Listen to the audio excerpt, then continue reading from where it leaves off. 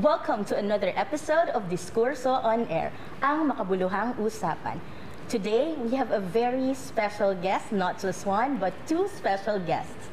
I am your host, Malix Baring, at wag na nating patagalin.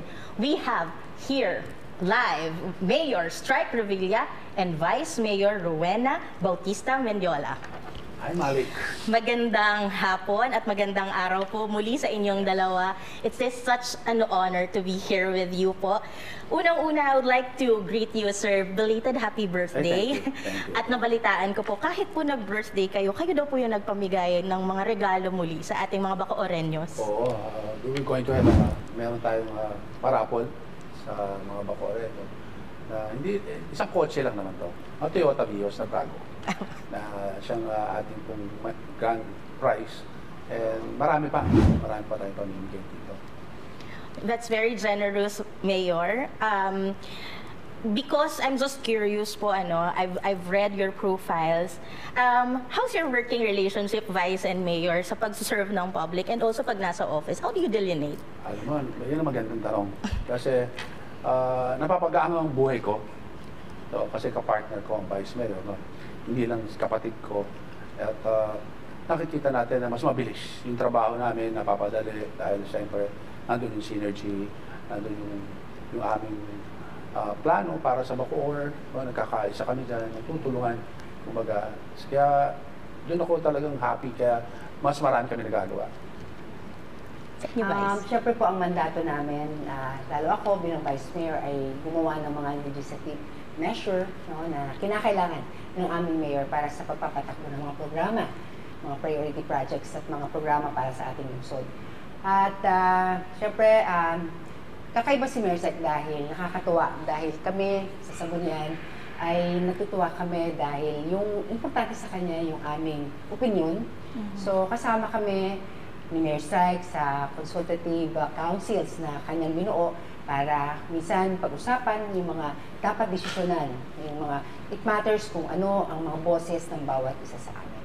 Kaya at gusto niya, siguro naisip niya noon dahil gusto niya para mapabilis nga. Sabi niya, mapabilis ang ating mga programa at hindi maantala, diba? Kaya doon mismo kami, minsan nagdidesisyon na kami at nakakagawa na kami ng mga batas na mga kailangan pang ordinansa o kailangan amendahan para sa kanyang mga pagpapatuloy ng kanyang mga programa sa ating lungsod.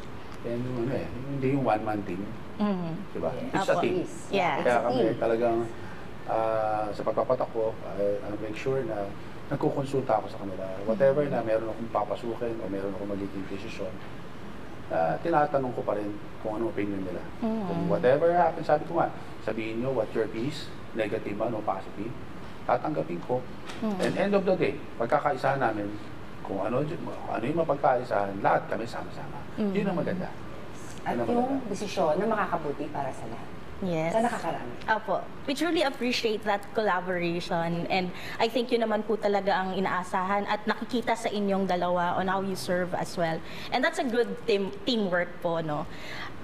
Speaking of teamwork, how do you choose po yung mga other members to be part of your team in your service to the public?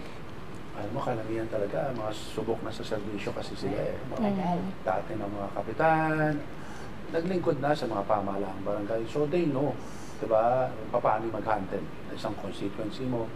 And then, siyempre, nandito ka naman, legislative ka. So, alam mo na rin kung ano yung pangangailangan ng bawat ating kababayan. So, mas madali yun. So, yan ang ating, although makikita mo talagang isa na yata kami sa pinakamatandang mga grupo dito. Pero makikita mo, kahit ganyan yan, diba? Nakikita mo talaga yung meeting nila, yung nakikita nila na para sa bayan, sama-sama tayo. How about you, ma'am? Do you have any particular? In addition, siguro, sabi ko nga, mandato namin is legislative work, pero beyond that, nakakagawa pa sila. Sabi ni Mayor, kailangan time ng magbantay kayo ng mga curfew hours sa mga kabataan. Dapat nandiyan kayo kasi kayo yung mga ginagalang. Kailangan makita kayo, visible kayo kasama ng mga kapitan. And they're doing that. Lahat sila talaga nandun nakikiisa para sa lahat ng mga utos at mandato sa ating mga mayor. Opo, because this is a very special segment. Mamaya po mapapakilala natin, mapapakilala ninyo sa amin. Oo, napaka-importante niyan. Gusto ko makilala rin ang ating mga kababayan, Opo. ang ating mga kandidato sa Team Revilla na maglilingkod, na magpapatuloy ng tapat at totoong serbisyo para sa inyo. But before that, I think this is part of the special day.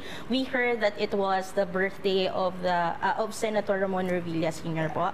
Oo. Is there anything special or was there anything special that happened? Wala naman. Kami, the usual na ginagawa natin. This is supposed to be his 98th birthday. 98 na, no? Bilis ng panahon. Talagang nagmamas kami. Na pumupunta kami sa kanyang lingkod ng pamilya. And wala naman tayong extravagant na whatever na. Basta sama-sama kami magkakapatid. Yan ang importante.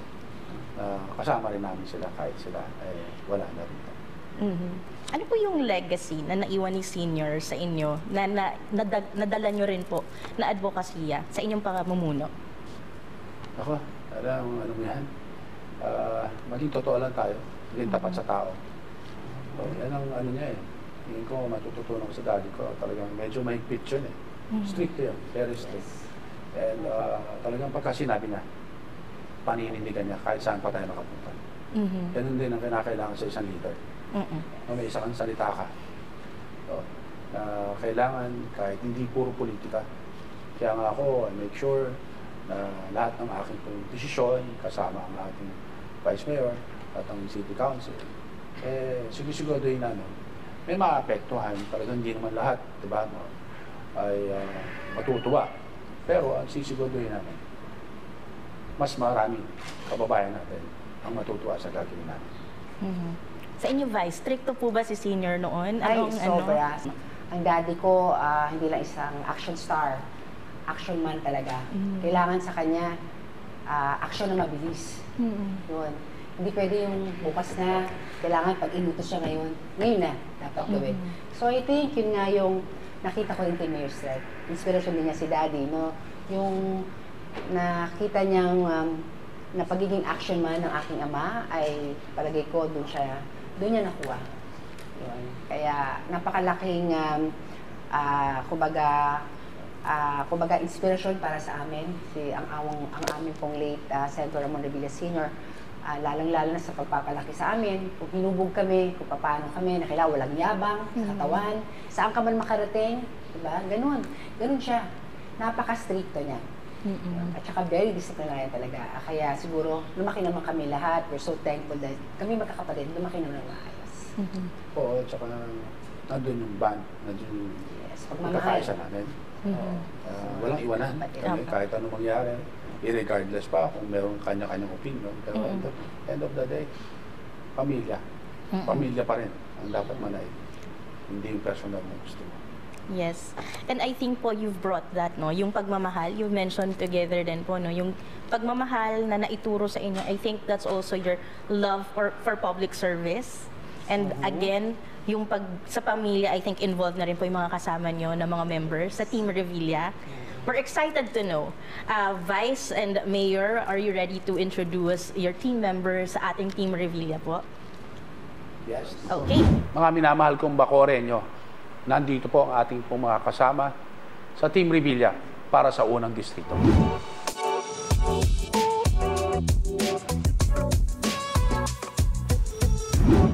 Ako po si Konsehal Mike Bautista, Konsensya ng Bayan, number 1 sa Balota. Ako po si Konsehal Noli Galvez. Ang safety nyo ang priority ko. Number 2 sa Balota. Ako po si Konsehal Adrel Gawaran. Tapat at totoo. Aksyon garantisado, tatak gawaran. Number 3 sa Balota. Konsehala Karen Sarino Evaristo. Unlimited na serbisyo na ramdam ng mga Bacoreño. Number 4 sa Balota. Ako po si Konsehal Evitela. Lagi niyong kasama sa init at lamig dahil balot kayo ng pagmamahal ng telang damit. Number 5 sa Balota. Ako po si Kapitan Eric Felizardo Ugalde, kandidato para konsehal ng unang distrito. Baka asa kayo sa aking malinis at maliksing serbisyo. Number 6 sa Balota. Ako si Edwin Malbar, tumatakbo muli bilang Provincial Board Member sa lalawigan ng Cavite, subok sa serbisyo, number 1 sa balota. Ako po si Alde Pagulayan, tumatakbo bilang Board Member ng ikalawang distrito ng probinsya ng Cavite, number 2 sa balota, alagad ng bayan, nangangako, paglilingkuran ng sambayanan. Mabuhay po ang Bacoor. Ito po ang inyong lingkod at your service, Vice Mayor Rowena Bautista Mendiola, nagmamalasakit at maasahan nyo lagi. Number 1 sa balota.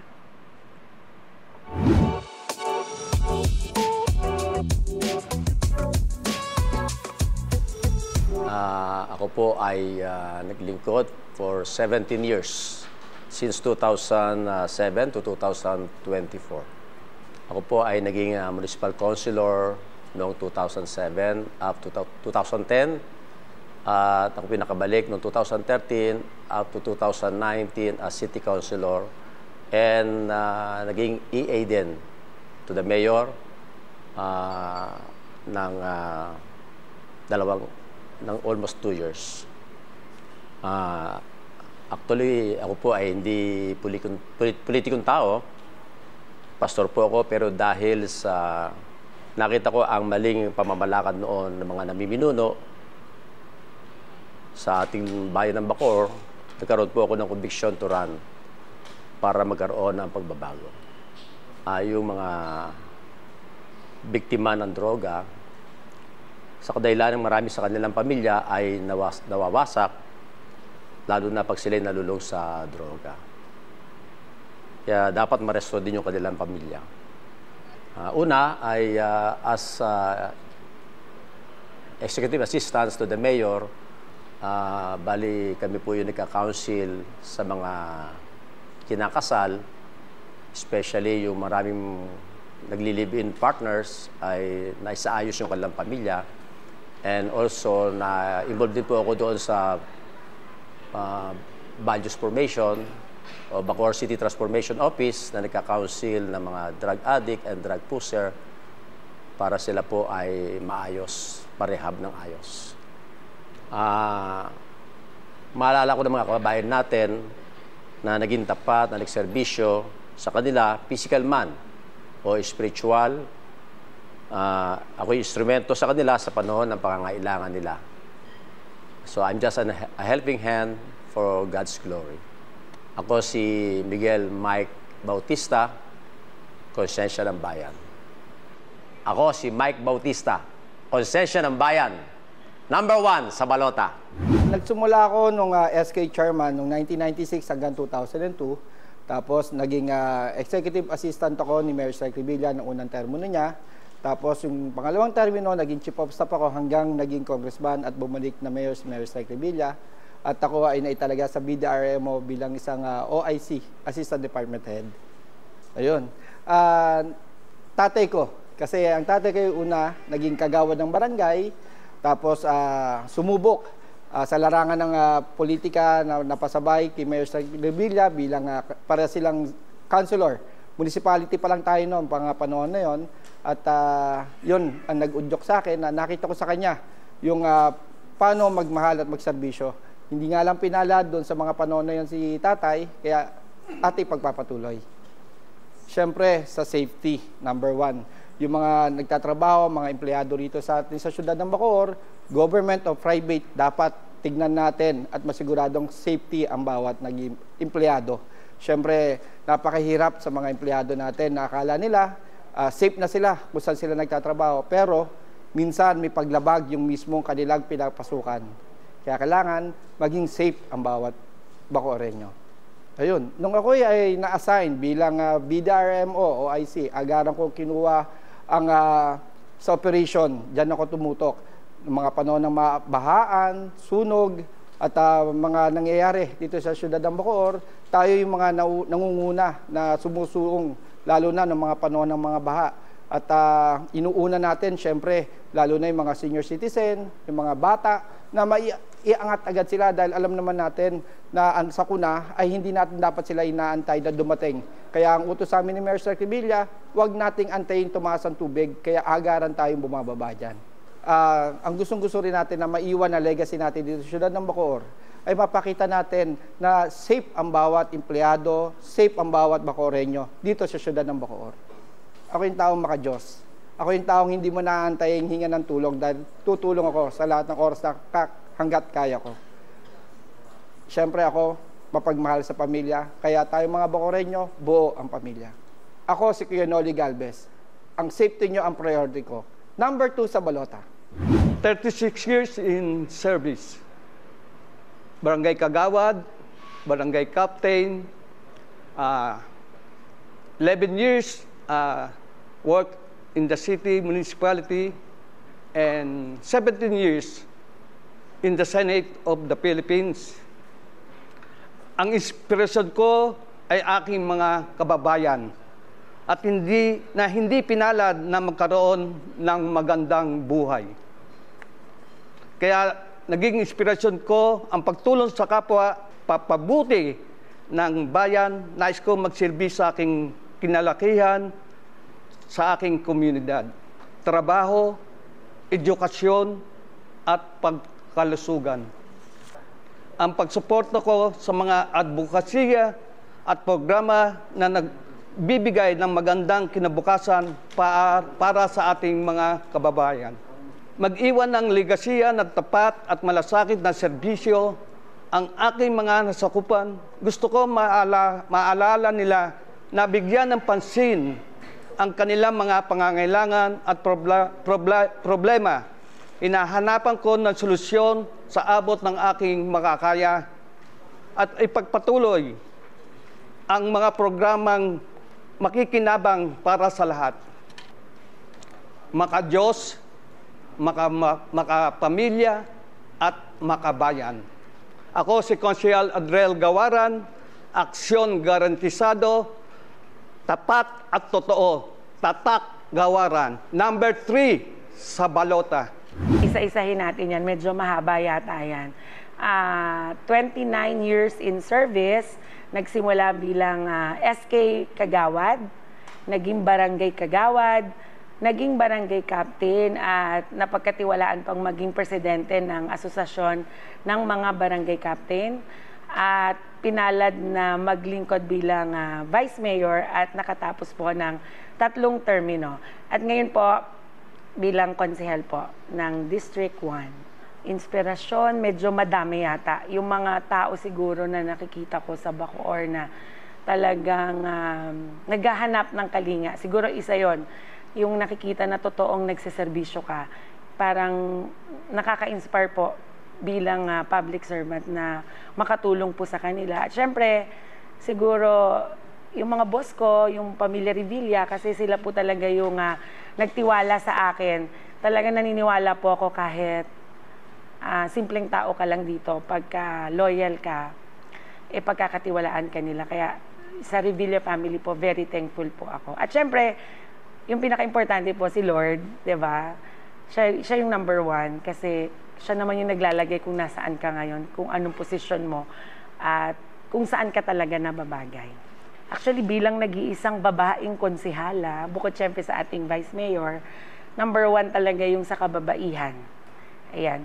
Gusto ko talagang makatulong sa kung paano mas patatatagin yung ating mga kababaihan na asosasyon dito sa Bacoor, mailaban kung ano yung karapatan nila. At number 2, bilang committee chairman din po sa PWD, so yan din po yung isa na gusto ko pong matutukan, matulungan sila kasi parang kawawa na yung sitwasyon nila, tapos mabigyan pa po ng special na ano po ba to, treatment or kung ano po yung pwede pang mabigay sa kanila. Siguro ano lang po, para sa akin yung maging mabuti kang tao, yung puso mo totoo sa pagsiservisyo. Kaya ka siguro tumatagal sa larangan ng serbisyo publiko. Yun po. Mapagmahal, mabait, at may takot sa Diyos. Ako po si Karen Sarino Evaristo. Unlimited na serbisyo ang alay sa Bacoreño. Number 4 sa balota. Ako po ay naka 20 years na sa serbisyo publiko. Ako po ay unang nahalal na Barangay Kagawad noong 2002 up to 2013 na 3 years, 3 terms, consecutive terms na first kagawad. And then, naging punong barangay po ako noong 2013 up to 2022. Ngayon po, ako po ay naging city councilor noong 2022 up to present. Naging chairman po ako ng sanggunian sa chairmanship ng Environment and Natural Resources and Public Works and Highways. Ang una ko po naging inspirasyon ay akin pong ninuno na naging Teniente del Barrio nung panahon. At ang pamilya Revilla na nakikita po natin naman na naging pagbabago mula nang sila umupo dito sa atin at pag-unlad sa ating siyudad ng Bacoor. Bilang po chairman ng Environment and Natural Resources, inusulong ko po mga proyektong pangkalikasan, mga solid waste management, mga tree planting, cleanup drives, lalo na po ngayon, due to climate change, di ba? Mga eco-friendly, para mapabuti po ang ating kalagayan ng ating bayan. Muli, ang naging ambag po natin, yun nga po, mapabuti ang ating bayan. Isa pong inyero na matulungin, tapat at totoo, lingkod ng bayan. Ako po, si Konsehal Levitela, number 5 sa balota. Kasama niyo po sa init at lamig dahil balot kayo ng pagmamahal ng tela damit. Ako ay nagsimula nang ako ay ma-appoint bilang kagawad noong 1991 hanggang 1994. At noong taong 1994, 2000 hanggang 2007, naging presidente din po ako ng Association of All Barangay Captain. Ang aking mga ninuno at pamilya at ang likas kong matulungin sa kapwa ang siyang nag-udyok upang pasukin ko ang larangan ng politika. Una ay kaayusan at katahimikan ng ating mahal na lungsod ng Bacoor. Pangalawa, ang pagsulong sa iba't ibang activities sa larangan ng palakasan o sports nang sa gayon ay maiiwas natin ang ating mga kabataan sa masamang bisyo.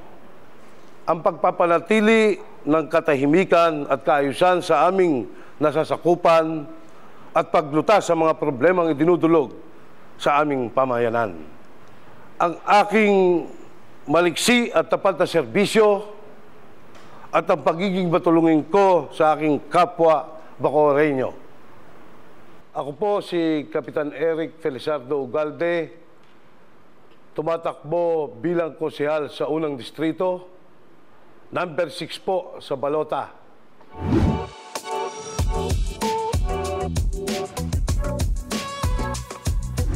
Nagsimula po ako sa public service taong 1988 sa bayan ng Imus, kung saan po ako ay pinalad na mahalal bilang number 1 councilor at the age of 23.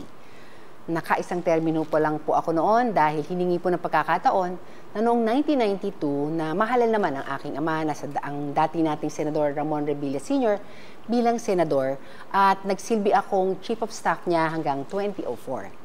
Bumalik po ako sa private sector ng ilang taon matapos ang termino ni Daddy, kung kailan po ay naging presidente naman ako ng kauna-unahang samahan ng mga namumuhunan dito po sa ating lungsod, ang Bacoor Chamber of Commerce and Industry, also known as the PCCI Bacoor, na the very first business chamber dito po sa buong Cavite. At year 2013, ako po ay nagbalik sa pagiging lingkod bayan dito sa lungsod ng Bacoor bilang konsehal ng 3 termino. Naging president pro tempore at noon po ay pinangunahan ko po ang chairperson ng ilan sa mga mahahalagang committee sa sanggunian, ang Committee on Finance, Education, Tourism, at ang Committee on Women and Children. At nitong 2022 naging hanggang sa kasalukuyan po, ako po ay naninilbihan bilang Vice Mayor ng ating lungsod. Kaya kung pagsasama-samahin po ang taon, humigit kumulang na nasa 16 years na rin po ako naglilingkod sa ating bayan bilang public servant. Siyempre ang aming ama, the late Senator Ramon Revilla Sr. Sa totoo lang, siya po ang nagkikayat sa akin na bumalik sa public service. Alam ko kahit wala siya ay masaya siya dahil tinupad ko ang pangarap niya para sa akin. At syempre, siya po ang naging idol ko bilang action man. Ang totoong action man. Gusto niya laging mabilis ang aksyon. Kung pwedeng gawin na ngayon, ngayon na. Huwag nang ipagpabukas pa. Ganyan po ang training namin magkakapatid. Which I guess, ito ang dapat at nararapat na aksyon, lalong-lalo na sa larangan ng paglilingkod. At syempre, isa ring inspirasyon namin ang aming Mami Sena. Sa kanya po namin natutunan, magkakapatid, ang pagmamalasakit sa kapwa. Alam po ninyo naman siguro no, na tuwing Pasko, naging tradisyon na sa aming pamilya na buksan ang aming tahanan para po sa ating mga kababayan. Lagi niya pong pinapaalala sa amin yung mahalagang aral niya na iniwan sa amin. Parating ang sinasabi dati, it's better to give than to receive. Para po sa akin, lahat ng sektor ay mahalaga. Ang bawat sektor ay may kanya-kanyang hamon at pangangailangan na dapat natin mabigyan ng tugon. Gayunpaman, sa tanong mong yan, kung saan man ako magbibigay na natanging paglingkod, syempre una sa akin ang edukasyon ng mga kabataan. Alam natin ang edukasyon ng susi sa pag-unlad dahil ito ang maghahango sa kanila mula sa kahirapan at dito makakamtan nila anuman ang pangarap nila sa kanilang buhay. Kaya ganun na lang kahalaga ang edukasyon para sa akin. Kaya sa buong termino ko bilang konsehal hanggang sa ngayon, bilang Vice Mayor, ay kabahagi din ako ng ating local school board at naging kaisa ako sa mga adhikain sa pagpapabuti at pagpapaangat ng sistemang pang-edukasyon na umiiral dito sa ating lungsod. Yan, gaya magbibigay ng mga scholarship at syempre yung mga benepisyo para sa ating mga guro at ang pagpapatayo at pagpaparami pa ng mga pampublikong paaralan.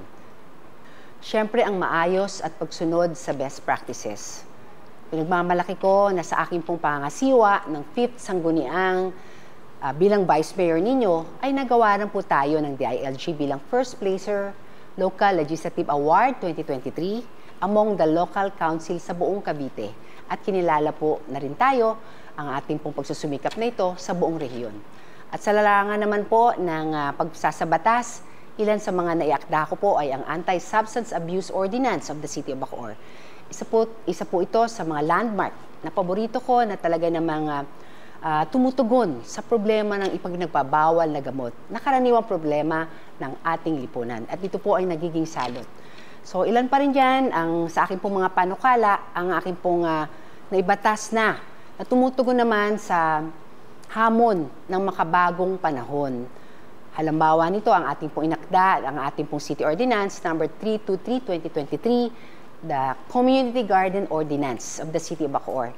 Ang batas po na ito ay humihikayat para sa ating pong mga kababayan na magtanim sa kanila pong mga bakuran, pwedeng sa paso, diba? At iba pa pong lugar dito sa ating lungsod sa Bacoor na pwede pang pagtaniman ng mga gulay at prutas. Siyempre, ito na rin po ang ating sagot. Ito ang ating solusyon sa naranasan nating problema sa kakulangan sa pagkain. At siyempre, yung napakalaking problema natin, ang malnutrisyon. At mahalaga rin sa akin, siyempre, yung pagpapayaman ng ating sining at kultura. At dahil dito ay tinugurian tayong the Marching Band Capital of the Philippines. Kaya ito kaming makasama ng Sangguniang Panglungsod ay magpapatuloy po namin susuportahan ang pangangailangan po para naman makip natin at mahawakan natin ang ganitong title. Ganun din po ang pagpapahalaga ko sa ating pong lokal na kasaysayan ng lungsod ng Bacoor.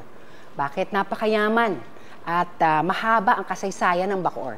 Isa sa mga importanteng kaganapan dito sa ating lungsod, yung Bacoor Assembly noong August 1, 1898, na kung kailan nilagdaan ng ating Pangulong Emilio Aguinaldo kasama higit kumulang sa 200 pinuno ng mga bayan at munisipalidad ang Acta de Independencia ng unang Republika ng Pilipinas.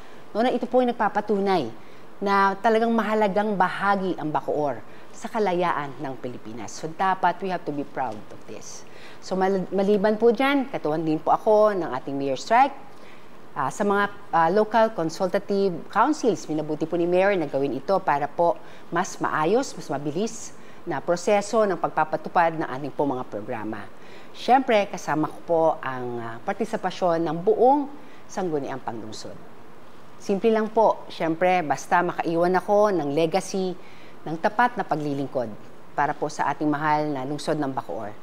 At gusto ko sana naway maging instrumento ako ng nagbibigay ng pag-asa. Maalala nila ako na si Ate Wena parating sinasabi, hanggat may buhay may pag-asa. At ako ay naninindigan para sa patuloy na pag-unlad ng ating minamahal na lungsod ng Bacoor.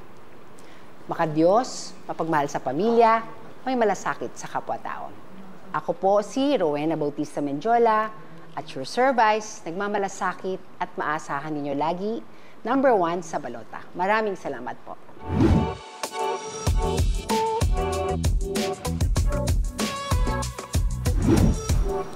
Mahigit 20 taon na ako sa serbisyo publiko.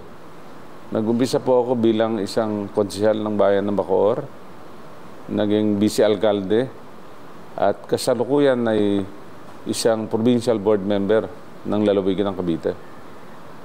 Ang mga kababayan ko at nakikita kong sitwasyon sa bawat pagkakataon, lalo-lalo na pag may kalamidad sa bayan natin,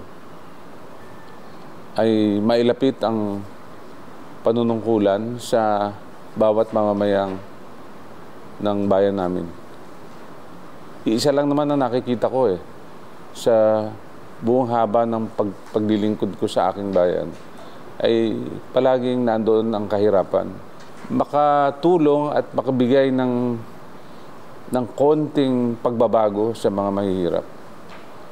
Ang isang masasabi ko dyan ay siguro kung ano man ang kinatatayuan ng aming bayan ngayon, ay siguro isa ako sa contributor o nakatulong ng kahit paano sa kinalalagyan niya ngayon. Na maalala nila ako bilang isang serbisyo publiko na maaasahan at makakaabot ng konting tulong sa bawat mamamayan ng aking bayan. Mapagmahal, mapagbigay at patulungin. Ako si Edwin Malbar, tumatakbo muli bilang provincial board member sa lalawigan ng Cavite, subok sa serbisyo, number 1 sa balota. Actually, this year will be my 30th year in public service. Nag-umpisa po ako bilang pinakaunang executive assistant ni then Vice Governor Bong Revilla. Tapos kasabay ko po si Attorney Robert Moraleda na ngayon po ay Chief of Staff naman po ni Senator Bong Revilla. Kaya si Senator Bong Revilla din po is celebrating his 30th anniversary right this year. Ako din po, sabay po kami. Ang tatay ko po kasi ay isang abogado.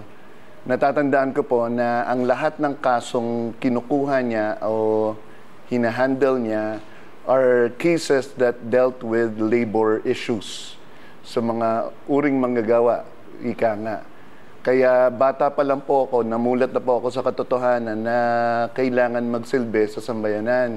Dahil yung tatay ko po, katulad nung sinasabi nila sa mga politika, ako mismo, naranas ko po yun, na hindi siya minsan tumatanggap ng bayad. Tumatanggap siya yung mga regalo lang pagkain, regalong kung ano-ano man, para lang makatulong sa mga manggagawa. Kaya kung tatanungin niyo po ako uli, sino ang aking inspirasyon, siya po si Attorney Alfredo Pagulayan, ng aking ama. Naniniwala po ako na bilang serbisyo publiko, kailangan po natin ipaglaban ng hustisyang panlipunan. Ibig sabihin po, namimili ako mismo ng pagsisilbihan.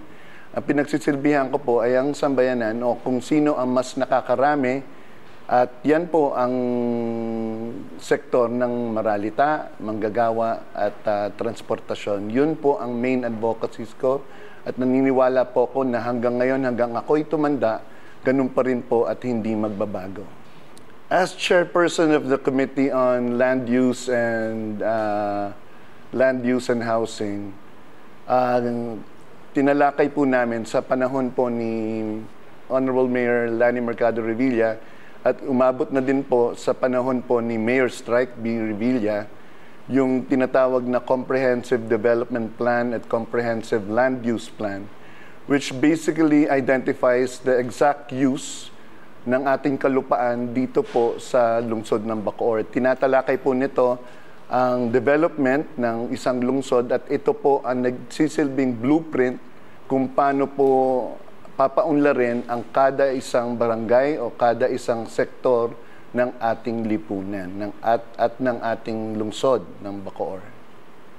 At dahil nga po doon, na-approve na po sa Provincial Sangguniang Panglalawigan at na ang Comprehensive Land Use Plan or CLUP ng lungsod ng Bacoor. At sa tingin ko po, ito po ang pinakamatindi o malaking ambag ko na sa aking pamumuno ng Committee on Housing and Land Use. Napasa po ito dito po sa lungsod at sa probinsya.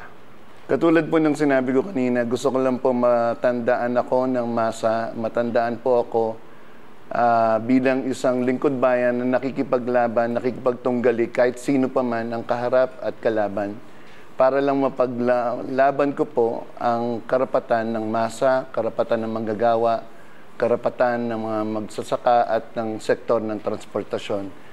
Naniniwala po ako na hindi po ako maliligaw sa aking legasiya kung yun pong mga sektor na yon ang aking bibigyan ng pansin at bibigyan pagtutuunan ng aking isip at lakas.